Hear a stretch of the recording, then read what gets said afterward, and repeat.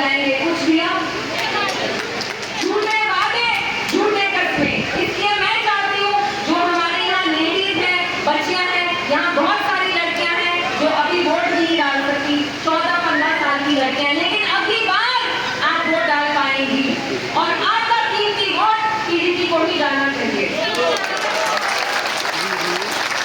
क्योंकि पीडीपी वो जमात है जो इक्तिदार में ज्यादा देर नहीं रही, लेकिन हर वक्त जब हम इक्तिदार में आए हमने आपके लिए खिदमत की और हम आपकी खिदमत करना चाहते हैं।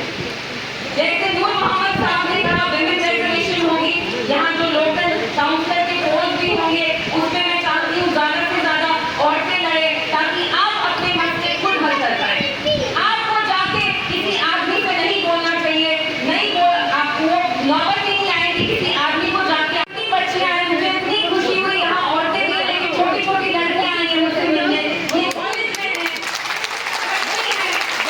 बहुत सारी लड़कियों ने 3 डिग्रियां हासिल करके घर पे बैठी है। इतनी तालीम हासिल करके आपकी बच्चियां, आपकी लड़कियां, आपकी बहनें घर पे बैठी है, बिल्कुल गलत है।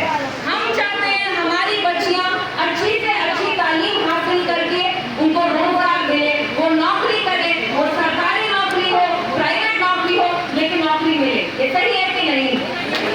और हम जानते हैं जब बच्चियां घर पे ही बैठती हैं, नौकरी नहीं मिलती, तो उनको फिर आगे जाके शादी में भी तकलीफ होती है कि नहीं?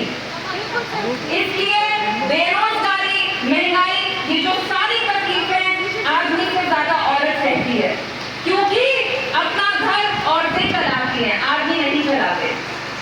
ये घर से निकलते हैं, इनको कुछ ब्रेन नहीं होता, महंगाई में जो भी है तो सारी तकलीफें आपको सहनी पड़ती है। इसलिए मैं चाहती हूँ, मैं यहाँ कैंपेनिंग के लिए नहीं आई हूँ, आप लोग जानते हैं इलेक्शन खत्म हो गए, आज पीडीपी ऑपोजिशन में है, हम सरकार में नहीं है, लेकिन वो 5 साल जब मुफ्ती साहब, मरहूम मुफ्ती साहब चीफ मिनिस्टर थे, आप देखिए शांतिंग में, बटमालू में, श्रीनगर में अगर कुछ भी काम हुआ तो वो मरहूम मुफ्ती मोहम्मद सैयद साहब को